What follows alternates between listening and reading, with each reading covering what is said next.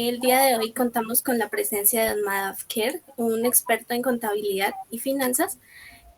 A continuación, él nos va a hacer un pequeño recuento de cómo ha sido su trayectoria y luego realizaremos unas preguntas. Muchas gracias, don Madhav. Gracias a todos ustedes por dar esta oportunidad para mí. Yo soy Madhav Kher, yo soy de la India, yo soy contador público, que en inglés se dice allá Chartered Accountant, que es una especialización, ¿sí? Que en Colombia contador público es una carrera pregrado, pero en muchos países es una carrera posgrado.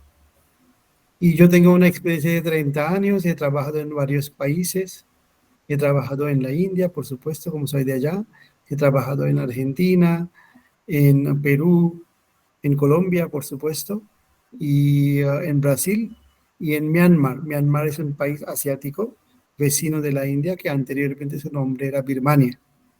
Entonces, y otra vez estoy acá en Colombia trabajando como jefe de finanzas de una empresa justamente que es importadora de tecnología y lo vendemos acá en Colombia. Perfecto, muchas gracias.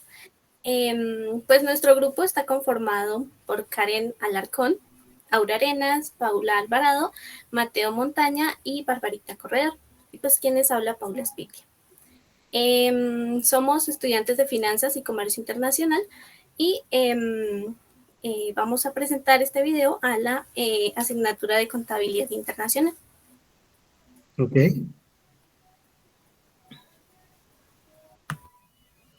Listo, buenos días. Pues yo soy Karen Barrera y primero quiero agradecer su presencia en este espacio, agradecer que haya aceptado la invitación.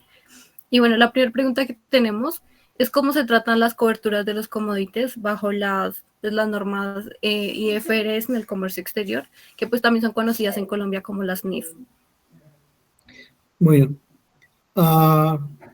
¿cómo se tratan las coberturas de commodities utilizadas en el comercio exterior bajo el IFRS? Yo digo en inglés, me queda a veces difícil en decirlo en español. Bueno, entonces, las coberturas, sean bajo IFRS o sin IFRS o sin las NIF, es lo mismo.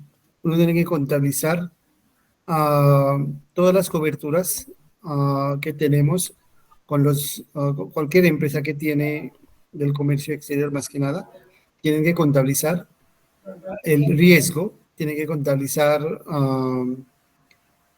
el forward al cierre de cada mes, como a la cierre de tasa de cambio, y el primer día del siguiente mes tiene que reversar hasta que, por ejemplo, si un contrato de forward o cobertura es de 3 meses, entonces hay que hacer la contabilización de la causación de esta cobertura los 3 meses, ¿sí?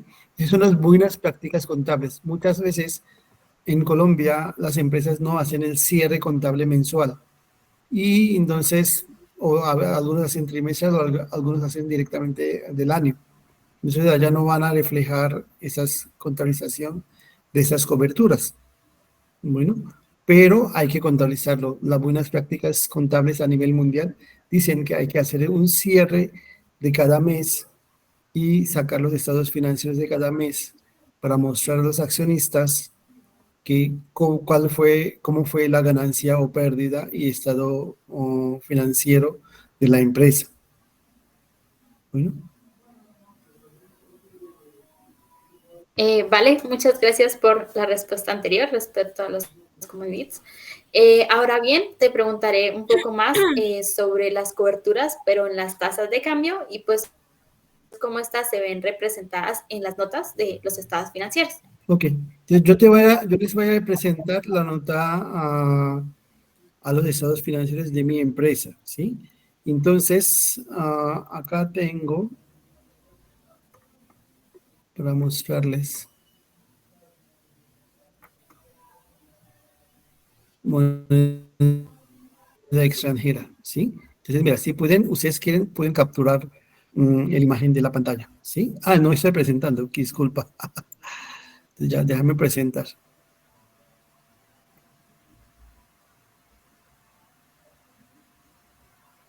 Un poquito lento.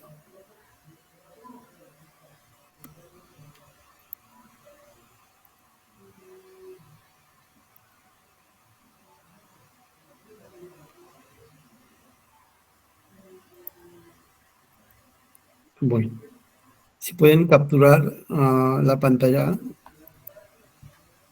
y acá pueden ver la moneda extranjera. Entonces, ¿cómo hay que hacer? Primero hay que mostrar cuáles son las monedas que la empresa cada uno trabaja.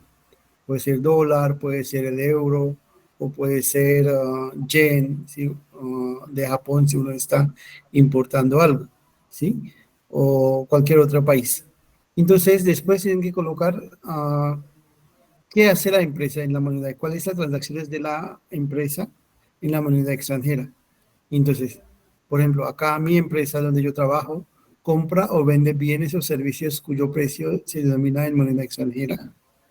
Toma prestado fondos y establecen a pagar, a cobrar o cobrar en moneda extranjera, ¿sí? Y las diferencias en moneda extranjera que surgen durante la conversión, por lo general, son reconocidas en resultados. Eso es muy importante. Sí, hacer el cierre mensual, ¿no? Entonces hay que contabilizarlo de esta forma. Y también acá están colocando, como ese es el, notas a los estados financieros hacen una vez solamente cuando termina el año, y que es el de, en Colombia el año empieza en enero, termina en diciembre, entonces colocan las tasas vigentes de los dos periodos. Entonces, 31 de diciembre de 2021, en dólar, la tasa representativa del mercado era 3.981 y en 2020 31 de diciembre, aparecía como 3.430, con 3.432,50. Entonces es como cualquier empresa debe mostrar cómo se trabaja la moneda extranjera en las notas de contabilidad de los estados financieros. Bueno, les voy a dejar de compartir. Muchísimas gracias por esa explicación. De hecho, también precisamente sobre lo que son las coberturas de las tasas de cambio, tenemos una pregunta referente pues a eso, y es qué requisitos pues deben cumplir estas coberturas de tasa de cambio para ser contabilizadas bajo lo que son las IFRS. Ok, primero debo tener como un contrato firmado entre el banco y la empresa, ¿sí? Entonces, tiene que tener un contrato, cuál es la tasa que hemos negociado. Normalmente, las personas de las finanzas, entonces ellos tienen que negociar. Entonces, yo tengo un asistente que ayúdame a negociar con varios bancos. ¿Y cuál es el banco que nos da mejor tasa? Para el beneficio de la empresa, hacemos un contrato, lo firmamos y después hacemos el seguimiento a ese contrato. Entonces, el primer requerimiento requisito es de tener un contrato con el banco, porque el auditor va a preguntar cómo estás contabilizando y qué tasas están que tienes acordadas con los bancos.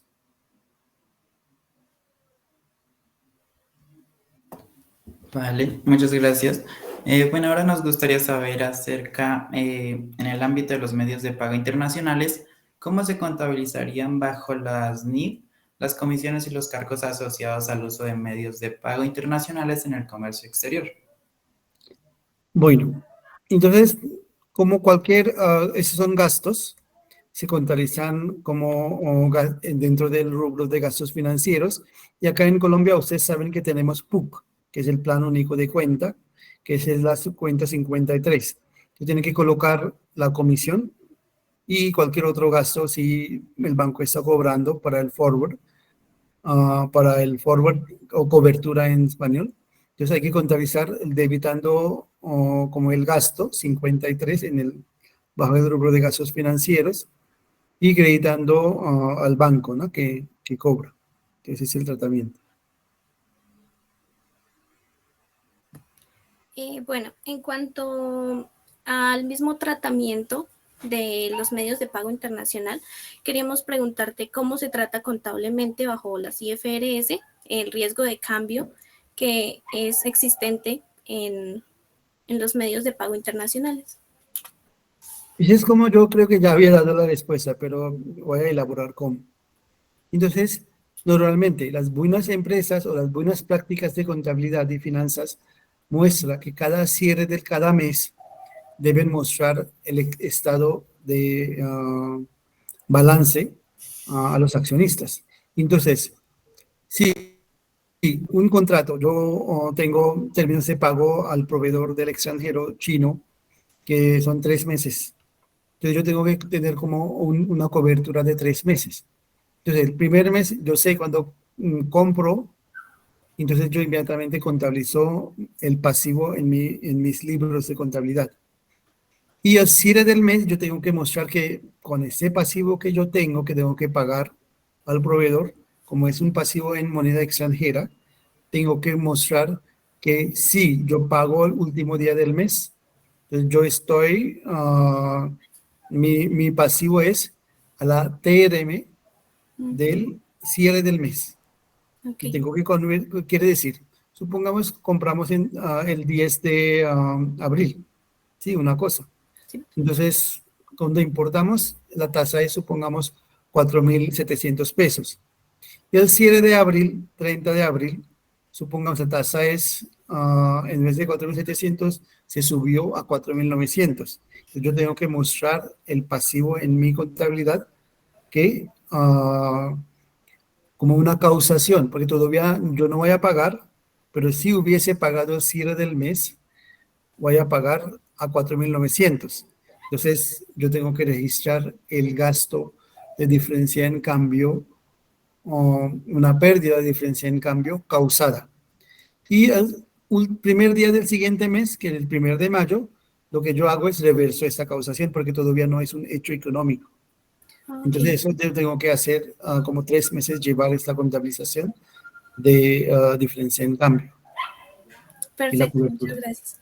Importante como tener en cuenta qué información se debe incluir en el reconocimiento contable bajo lo que son pues las IFRS de los medios de pago internacionales utilizados en el comercio exterior. Su merced nos podría contar un poco más sobre eso. Ok. Tienen que mostrar bajo IFRS la tasa de contabilización de la factura y si lo pagamos la factura, cuál es la tasa de pago de la factura. Entonces, el auditor o el revisor fiscal siempre va a revisar lo que hemos llevado al gasto o ingreso, porque a veces también la tasa puede bajar. Entonces, ¿es correcto o no? Entonces, IFRS siempre pide que muestren en qué tasa se contabilizó cada factura y en qué tasa se pagó. Eso es.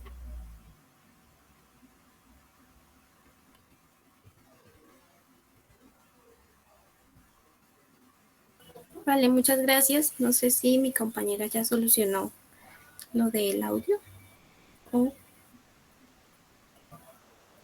Sí, Barbarita. Tienes el micrófono en silencio. Si tú eres quien va a hacer la pregunta. Quedó congelada, yo creo. Sí.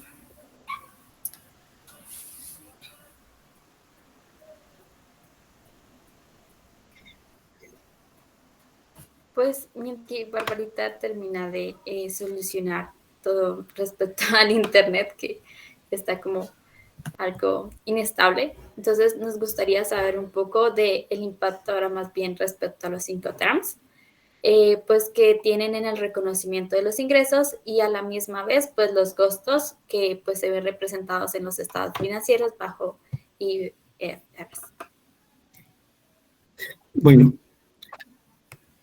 entonces la pregunta es ¿qué impacto tienen los Incoterms en el reconocimiento de ingresos y costos en los estados financieros bajo IFRS o IFRS? Claro, entonces es muy importante qué términos tenemos de Incoterms, desde dónde se pasa la propiedad a nombre de la empresa, ¿sí? Entonces, si Incoterms es como Xworks o SCIF o FCA, lo que sea. Entonces, normalmente, hoy en día, si ustedes analizan, todas las importaciones vienen de China, porque es el fabricante mayor de muchos productos a nivel mundial. ¿sí? Entonces vienen de allá, entonces, y ningún vendedor chino quiere asumir ciertos riesgos para ellos. Entonces ellos dicen que yo te llevo tu mercancía hasta mi puerto en China, en Hong Kong, por ejemplo. Entonces allá cuando la mercancía está en Hong Kong, se embarca en el barco o en el container que ellos colocan. Y entonces allá se genera como un documento que se llama Bill of Lading, BL, ¿sí? Ese documento donde consta que la mercancía ya está en el barco, ¿sí? Entonces, en ese momento, esos tres términos que yo mencioné, la propiedad de ese producto se pasa a la empresa quien está importando, ¿sí?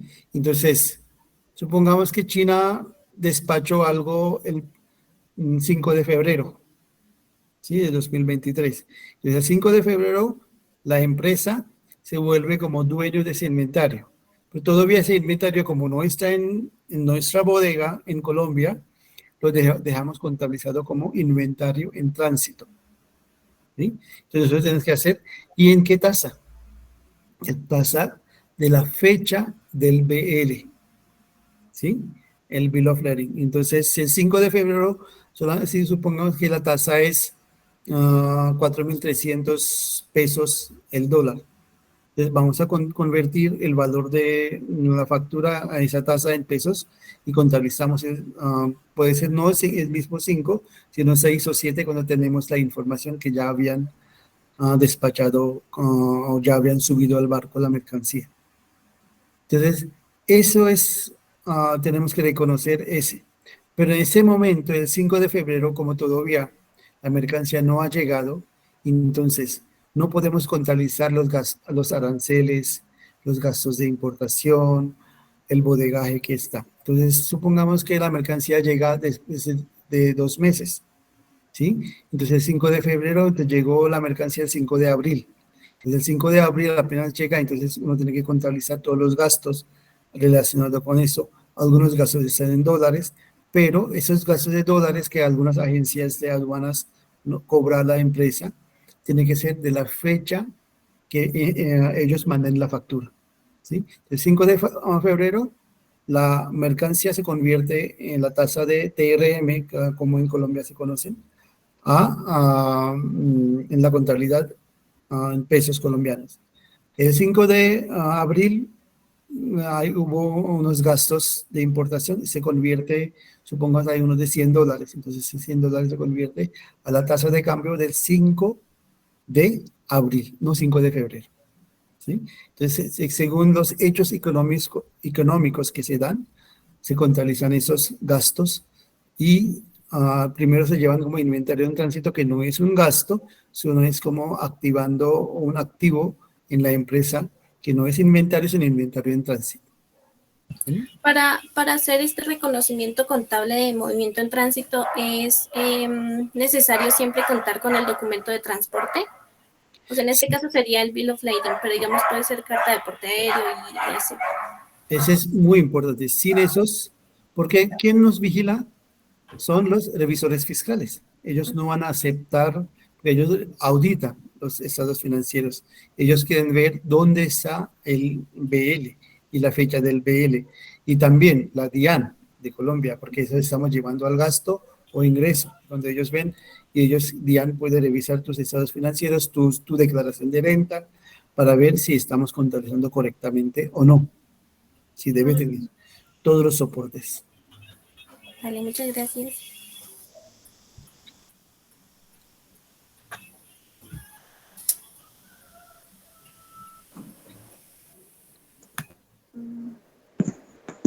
Bueno, ahora sí, ¿cómo se tratan contablemente bajo IFRS las operaciones de pago internacionales que se realizan a través de una filial en el extranjero? Bueno, ese es como si esta filial del extranjero, si está exportando algo de su país, por ejemplo, mi empresa tiene una filial en Miami. Si nosotros compramos algo a ellos, entonces, como cualquier proveedor, Entonces, si viene, viene marítimo es BL, o Airbeville cuando viene por aéreo, ¿sí? Entonces, cuando ese documento llega, se contabiliza igualmente.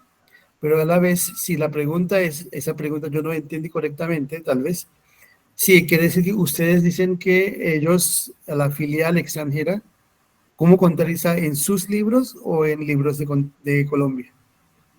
En libros de Colombia. Ah, en libros de Colombia. Entonces, igualito, si compramos algo a ellos, tenemos que contabilizar como si hubiera comprado a un tercero, normal. Perdóname, ya déjame revisar la pregunta porque yo tengo acá grabado las preguntas.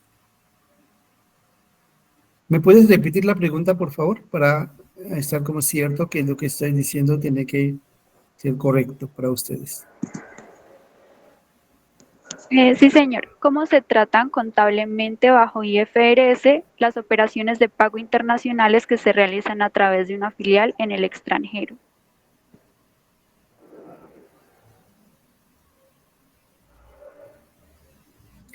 Sí, puede ser una filial o puede ser un proveedor tercero que estamos comprando.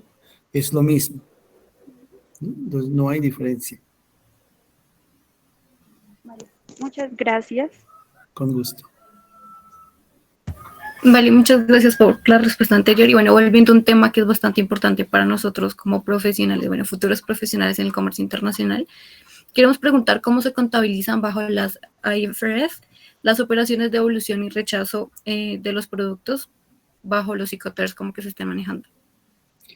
Mira, normalmente, como les expliqué, que el vendedor, si viene de China o de Japón, ellos no quieren asumir ninguna responsabilidad. Entonces, nosotros ya contabilizamos en nuestros libros lo que llamamos inventario en tránsito, es nuestra propiedad.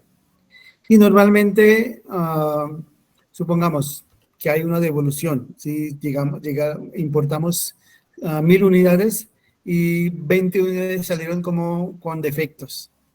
Entonces, esas 20 unidades para devolver, el costo de devolución es muy caro, ¿sí? Y muchas veces uno asume como, depende de la negociación que uno tiene con el exportador de allá o nuestro proveedor, ¿sí?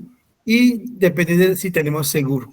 Entonces, si hay rechazos, si hubiera sido en Colombia mismo, si compramos algo 1000 unidades en Medellín y llegaron dañadas 20 unidades, nosotros devolvemos esas 20 unidades y lo contabilizamos como rechazo y como disminución de compras, ¿cierto? Pero cuando es importado algo, normalmente, mayoría de los casos, la empresa se asume o depende de la negociación con el proveedor, se dicen que, mira, 20 unidades llegaron dañadas. Podemos reclamar a la aseguradora de la mercancía. Entonces, eso vuelve como, ya hay que llevarle como al gasto de ese rechazo y a la vez llevar como al ingreso el dinero que nos recibimos. Solo supongamos que el valor de esas 20 unidades en pesos colombianos, supongamos son como 4 millones de pesos, hay que llevar al gasto. Reclamamos a la aseguradora y la aseguradora nos da el 100%. Si nos da, supongamos, 3 millones. Entonces, ese 3 millones de la aseguradora tenemos que llevarle como ingreso. Entonces, neto, la empresa perdió 1.000.000 de pesos, ¿sí? Entonces, así se manejan los rechazos. Porque devolver la mercadería completamente a China, el costo es supremamente alto, ¿sí? Y entonces, o a veces esos rechazos se acumulan. Por ejemplo, en mi empresa, que nosotros importamos tecnología, que son los celulares, digamos. Entonces, ¿qué hacemos? Acumulamos algunos celulares llegan, se llama Date on Arrival, quiere decir que llegaron muertos cuando llegaron, ¿sí? Cuando vienen, ustedes quieren comprar un celular y a la tienda les abre el paquete y le da, ustedes colocan su SIM card y no prende nada. No se prende nada, es decir, que ese está muerto desde que llegó. Entonces, esos celulares nosotros acumulamos. Y una vez en el año, nosotros lo exportamos a China y pedimos que por favor, nos devuelvan dinero, una nota a crédito, ¿sí? Y en el siguiente pago nosotros descontamos esa nota de crédito, o a veces la mismo proveedor nos manda el dinero, ¿sí? Pero eso es como depende de la negociación que uno tiene con el proveedor. ¿Sí? Digamos, en este caso estamos hablando como de la importancia de tener un seguro cuando se compra la mercancía, porque entonces, digamos, si estamos hablando de, digamos, en la parte de América Latina, devolver una mercancía hasta la parte asiática y demás, como que va a generar incluso más costos. Sí, Entonces, lo que nos mencionas es que la importancia de pagarle pues seguros a las mercancías y así es. como pues recibirlas porque finalmente el proceso de evolución va a ser mucho más costoso. Exactamente. Entonces el seguro es muy importante. Es un costo alto, pero es importante tenerlo. Vale, entonces prosiguiendo con el tema de los Incoterms, nos parecería importante resaltar qué información se debe incluir en el reconocimiento contable bajo la normativa IFRS de los impuestos y los aranceles asociados con los Incoterms en el comercio exterior. Disculpa, era como muy largo. Entonces, resumen es que quieres saber cómo se contabilizan los aranceles. Ok, repito la pregunta. Sí. ¿Qué información se debe incluir bajo esta normativa en cuanto a los impuestos y los aranceles que están relacionados con los Incoterms en estas operaciones de comercio exterior? Sí, esos bajo AEFARES uno tiene que contabilizar todos los gastos de la importación, ¿cierto? Entonces los aranceles acá en Colombia y también ahí están los gastos de la agencia de aduanas y eso se llevan al costo del producto. Quiere decir que yo importo un producto desde China, un celular que cuesta $100, ¿sí? Pero acá en Colombia yo tengo que pagar aranceles, yo tengo que pagar otros impuestos y también otros gastos gastos de importación. Entonces, todos esos gastos subcostos, supongamos, por celular sale $20. Entonces yo tengo que incluir, mi costo de mi producto es $120. Entonces yo tengo que después de decidir a qué precio voy a vender. Si yo quiero tener un margen de 30%, entonces agrego ese margen de $120 de 30% y yo lo vendo en $160. Entonces $160 convertido en peso colombiano, yo tengo que cobrar al cliente final, supongamos que $160 da como 700, 800 mil pesos. Yo lo vendo el celular en 800 mil pesos para tener la utilidad para la empresa. ¿Está claro? Ok, perfecto. Sí, señor. Okay. Finalmente, pues te queríamos preguntar, cuando una empresa tiene una filial en el extranjero y se realizan operaciones entre ellas, ¿cómo hacen para contabilizar esta información y consolidar la misma bajo IFRS? Depende de la modalidad que tiene el filial y la empresa colombiana, ¿sí? Ok. Algunas empresas, por ejemplo, Colgate-Palmolive. Entonces, Colgate-Palmolive tiene una fábrica grande en Cali, ¿sí? Y venden muchísimo acá en Colombia. Es la marca número 1 o más vendida a nivel de la salud oral. Entonces, Colgate-Palmolive, cuando consolida sus estados financieros en Estados Unidos, ellos tienen que incluir los ingresos y gastos o la utilidad que hay en sus libros, pero ventas aparte, gastos aparte y la utilidad, ¿sí? Entonces ellos lo consolidan. Hay empresas pequeñas que ellos dejan como independientes, que son filiales, pero no quieren consolidar. Dicen que forman como empresas aparte y no tienen como filial, sino es una empresa independiente, ¿sí? Entonces no es como, en inglés se dicen intercompany, no es una transacción entre compañías, sino ni siquiera tienen como vínculos uno con el otro, ¿sí? Entonces son accionistas, son diferentes. Entonces esas entidades no consolidan sus estados financieros y en este caso ellos son independientes de empresas y contabilizan solamente las operaciones acá en Colombia. Pero en Colombia también hay multinacionales que son los dueños, son colombianos y ellos tienen sus afiliadas o sus subsidiarias en otro país, ¿sí? Entonces, no me acuerdo el nombre de la empresa, pero es una empresa que es recogedor de basura y tratamiento de la basura. Y esa empresa es muy grande acá en Colombia y esa empresa está prestando ese servicio en la India. Entonces, ¿cómo ellos están generando como ingreso allá en la India? Entonces, si es una subsidiaria, tienen que consolidar. Si no es una subsidiaria, ellos no muestran. Entonces, cada empresa paga los impuestos allá en la India, otros impuestos acá en Colombia. ¿Está Ok. claro? Sí, sí, señor. ¿Y cómo afectarían los Incoterms en estos movimientos de transacciones entre empresas cuando son filiales? Incoterms son totalmente diferentes, que son afiliadas o no afiliadas. ¿Sí? Por ejemplo, una empresa acá en Colombia tiene una afiliada en Estados Unidos y esa afiliada de Estados Unidos la empresa colombiana importa ciertos productos. Entonces, esos tienen que contabilizar como, tal cual como lo mencioné durante la charla, ¿sí?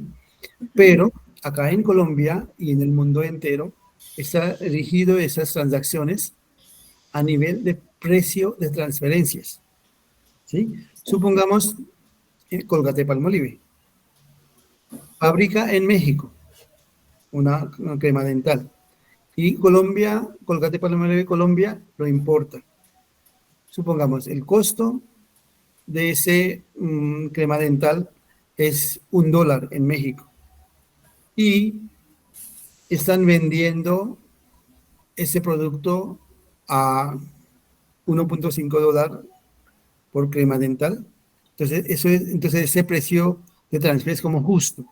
Pero muchas veces los gobiernos habían descubierto que cuando hay transacciones de filiales del extranjero, que con la filial que está en Colombia, ellos facturan como debajo del costo. Es posible que en vez de $1, están diciendo que ellos están transfiriendo solamente a 80 centavos del dólar. Puede ser varias razones. Puede ser que ellos quieren competir este producto acá en Colombia con otra marca a mejor precio, o ellos asumen este costo allá, o no quieren pagar aranceles altos, ¿sí? Entonces, antes no había ese precio de transferencia y empezó ese precio de transferencias como hace 20 años o 25 años empezó para controlar, regular las afiliadas que no estén como evadiendo impuestos. Entonces ellos miran, si vendiendo ese producto acá en Colombia están generando ganancia o no. ¿Por qué? Hay tanto aranceles y también la utilidad que van a generar vendiendo este producto acá en Colombia debe generar como una utilidad y tenemos que pagar impuestos al gobierno. Es posible que la empresa también puede, en vez de disminuir, las empresas hacen todo un estudio, ¿sí? Tienen como un equipo profesional como todos ustedes que van a hacer. Entonces ellos miran, en Colombia el precio es muy alto, pero se puede vender muy bien, pero el impuesto es muy caro, impuesto a la renta.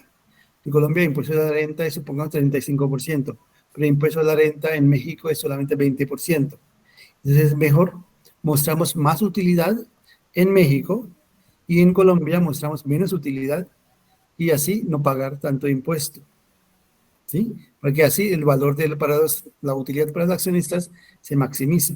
Pero hoy en día no es posible eso porque hay precios de transferencia que hubo un reporte independiente que tiene que mandar para la DIAN acá en Colombia, ¿sí? Y todas las autoridades impositivas de cada país.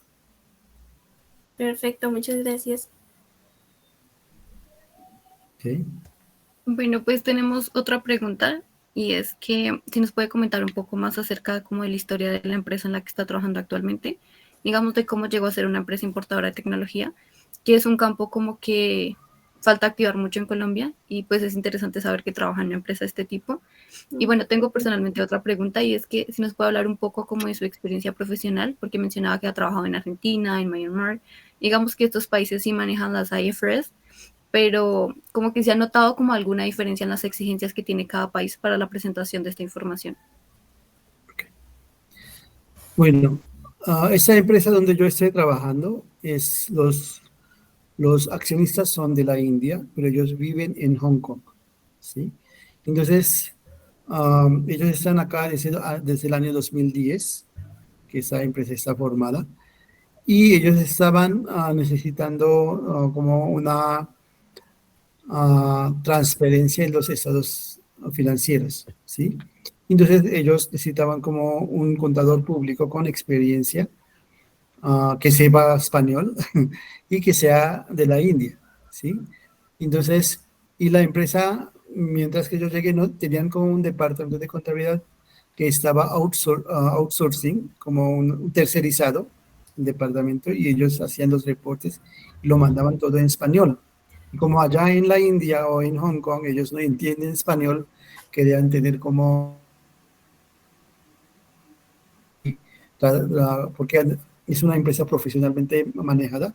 Entonces, cada mes cerramos la periodo contable y no hacemos ningún ajuste. No es una empresa como a veces acá, entre comillas, que no, las empresas pequeñas más que nada no quieren pagar impuestos. Entonces, el dueño dice que no, incrementame ese gasto o también pasan la compra del mercado de la casa en la contabilidad de la empresa.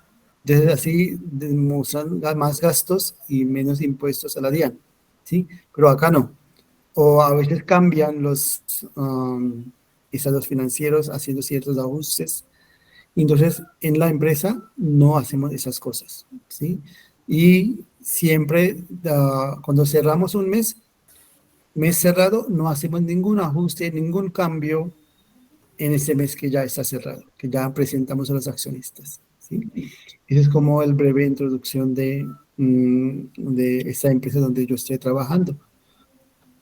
Y además es una empresa, normalmente en Colombia, muchas empresas no quieren, algunas normas son como muy, digamos, no cómodas para las empresas porque se incrementa el costo. Sí, pero esta empresa de nosotros cumplimos todas las leyes, ¿sí? Por ejemplo, si hay una persona temporal que te está trabajando un año completo con la empresa, entonces muchas veces con la agencia temporal normalmente, y después termina el contrato, dan como un receso de 6 meses, o 6 días, perdón, o una semana, y después vuelven a contratar. Entonces, no, nosotros ¿qué hacemos? Nosotros inmediatamente se termina un año y estamos necesitando, esa persona está haciendo buen el trabajo, lo pasamos a la nómina de la empresa. Y otro es que es una empresa muy, muy correcta, muy humana, porque muchas empresas cuando una mujer está embarazada no quieren contratarla, pero mi empresa no. Nosotros contratamos, aunque una mujer embarazada, nosotros no hacemos prueba de embarazo.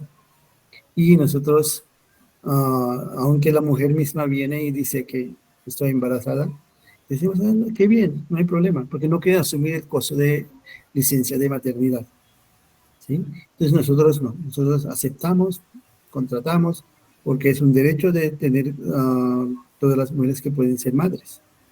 Entonces nosotros respetamos eso. Es una empresa muy, muy justa con todos y eso ha hecho que la empresa le ha ido muy bien acá en Colombia. Y la pregunta que tú mencionaste, Karen, fue de importación de tecnología, ¿sí? Porque en Colombia no hay una empresa que está fabricando celulares. A nivel mundial, todos los celulares están fabricando, inclusive la marca Apple, está fabricando en China, ¿sí? Algunos ahorita, la guerra fría entre China y Estados Unidos, ahora algunos celulares ya están fabricando en la India, ¿sí? Entonces, pero la mayoría de las cosas de tecnología están fabricando en Asia, o en Corea, o en China, o en la India. Y la otra que me pregunta ese personal no me acuerdo. Ah, de la experiencia La en diferentes pregunta, países. sí, Ah, como ok. qué diferencias han notado. Mira, todos los países tenían que implementar el IFRS, tenían su, ¿cómo se llama? Timeline, tenían su, Tiempo límite. sí, de implementar IFRS en su país, ¿sí? Porque hoy en día como toda la economía es globalizada, entonces eso hace que tenemos que implementar esas normas, ¿sí? IFRS. Entonces, todos esos países donde yo trabajé, todos tenían IFRS. Eso te diría yo que implementan IFRS a partir de, más que nada para las grandes empresas, según el valor de las ventas que tienen, es como desde 2020, ¿sí? Otros serán como 2010, ¿sí? Entonces, yo creo que a partir de 2007, varios países y las grandes empresas de esos países tenían que aplicar el IFRS, ¿sí? Entonces, todos los países donde yo trabajé tenían IFRS, excepto en Argentina, porque en Argentina trabajé en 1995, entonces no tenían IFRS todavía. Ok. Vale, muchas gracias por todo ese recuento, literalmente de tu historia, de cómo has ido trabajando en diferentes países y pues a la misma vez conocer un poco más sobre las IFRS. Entonces, ahora nos gustaría como volver a retomar un poco el tema de las coberturas. Tú nos mencionabas que en tu empresa había como un convenio que se tenía con un banco. En nuestro caso no sabemos muy bien qué banco es, ni tampoco sabemos muy bien de qué bancos ofrecen pues este servicio. Entonces nos gustaría como conocer, en tu caso, la empresa, cómo lo maneja y pues con qué banco es con el que se realiza pues este aspecto. Bueno, entonces, uno como cuando trabajan en finanzas deben saber que no tenemos que atar solamente con un banco. Hay varios bancos en Colombia, ¿sí? Entonces, uno tiene que mirar cuáles bancos ofrecen el servicio de moneda extranjera o de divisas, como dicen, ¿sí? Entonces tienen que saber eso. Entonces tienen que hablar, por ejemplo, yo tengo cuenta con varios bancos o yo tengo relación con muchos bancos, como tengo relación con Banco Caja Social, tengo con Bancolombia, Itaú, Scotiabank Colpatria, yo tengo con BBVA, ¿sí? Entonces, de todos esos 5 bancos que mencioné, Banco Caja Social no tiene, no ofrece el servicio de divisas. Entonces, allá, si ellos no ofrecen, entonces yo no puedo negociar nada. Pero otros 4 bancos ofrecen. Entonces, yo cotizo, por ejemplo, yo voy a comprar unos productos en China que yo tengo que pagar, normalmente términos de crédito son 120 días, ¿sí?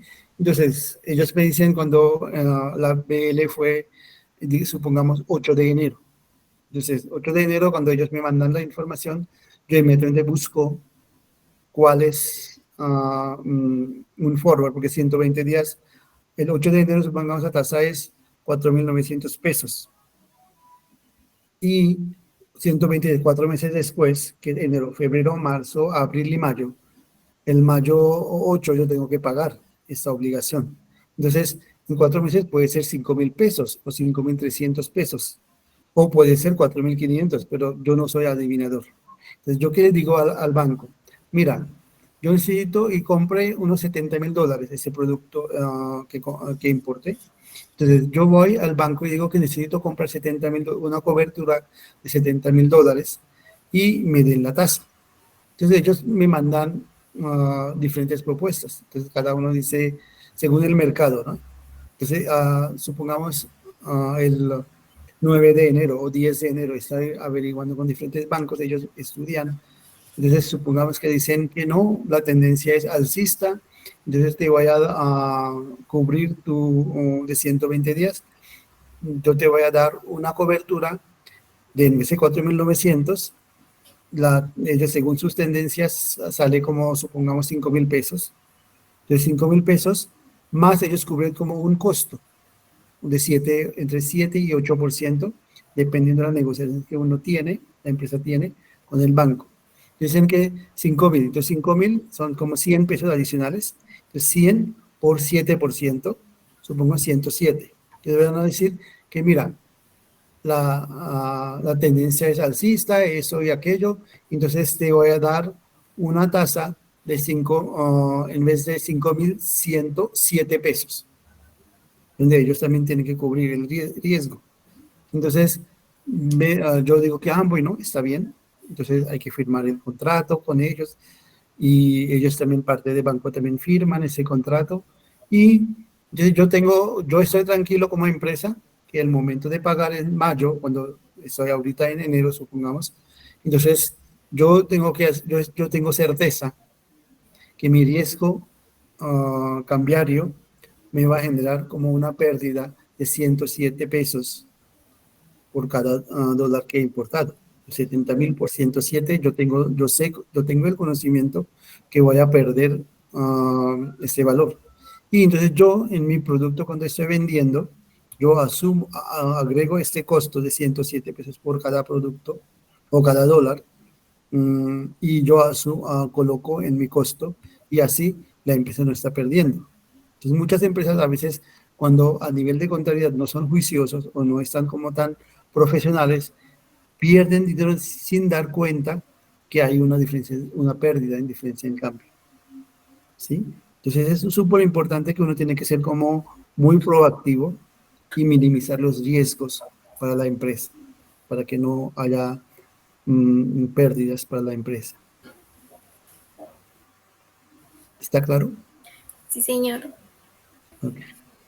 Vale, muchas gracias. Pues ya para finalizar tenemos una pregunta, y es que nos mencionaba que la empresa tiene como operaciones con una filial en Miami, y pues sabemos que Estados Unidos aún maneja como una norma contable diferente, que son las US GAAP.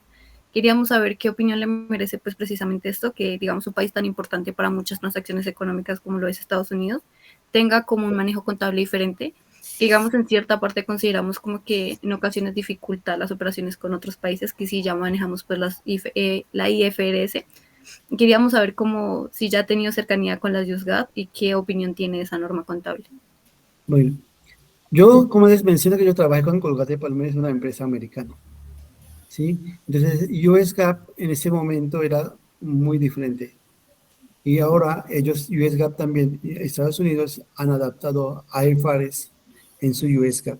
Entonces, si ustedes ven en internet también la diferencia, porque había varias preguntas, yo les dije a Paula que, Paula Espitia, que hay dos Paulas acá. Entonces les había dicho que US GAAP yo no tengo experiencia ahora, pero yo había trabajado desde 2006, desde 2004 hasta 2010 yo trabajé con empresas americanas, y antes también trabajé con Pfizer, que es una farmacéutica grande. Entonces allá tenía que manejar todo eso. Pero desde allá, llevo ahora, desde 2010, no estoy trabajando con la empresa americana, sino estoy trabajando con empresas de la India, multinacionales de la India, y entonces no manejo US GAAP. Pero la diferencia es solamente el periodo de reporte financieros, pueden ser diferentes que el IFRS, ¿sí? Entonces, pueden ser de 12 meses o pueden ser de menos tiempo, lo que sea. Depende, porque América es como muy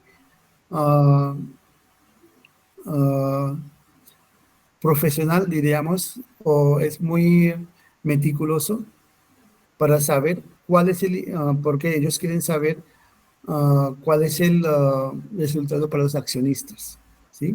Acá en Colombia, mayoría de las empresas son familiares, ¿sí? Por eso esas normas no les importa. Pero cuando esa empresa familiar sí vuelve como grande y se dan como bolsa de valores, están invirtiendo dinero, entonces las acciones están registradas en bolsa de valores, están negociadas en bolsa de valores, eso hace que tienen que cumplir con todas las normas, ¿sí? Y ojalá que en Latinoamérica, no solamente en Colombia, que vuelvan esas empresas familiares como cotizantes en bolsa de valores, porque así la utilidad se distribuye equitativamente a los accionistas, ¿sí? Entonces, ustedes no van a creer, en la India acciones que negociaron en un día, esas reportadas en un periódico. Son como un periódico como El Tiempo, grande, digamos. Entonces, 3 páginas completas están dedicadas a todas las acciones que negociaron el día anterior. ¿Sí? Acá en Colombia aparecen como 10 o 11 empresas que están negociando. Ese modelo no ayuda a la economía porque solamente enriquecen la familia, ciertas familias. Pero sí hay acciones. Entonces, ustedes no van a creer, los mensajeros donde yo trabajaba en la India, cualquier ahorro que tenían, invertían en las acciones. Y con eso hacían como dinero. ¿Sí? Porque la empresa distribuye dividendos. ¿Sí? Entonces, ustedes todos jóvenes, hoy en día, cuando ustedes van a formar sus propias empresas o sus empresas familias si tienen, o van a trabajar con una empresa de la familia, díganlo, que en vez de ir a los bancos para pedir préstamo, es mejor tener como un capital que los público puede suscribir. Entonces, al comienzo de cualquier empresa no hay tantas utilidades. Entonces, el costo de interés hoy en día es supremamente alto, todos ustedes saben, ¿cierto? Para empresas se está empezando como entre 18 o 20% tasa efectiva anual.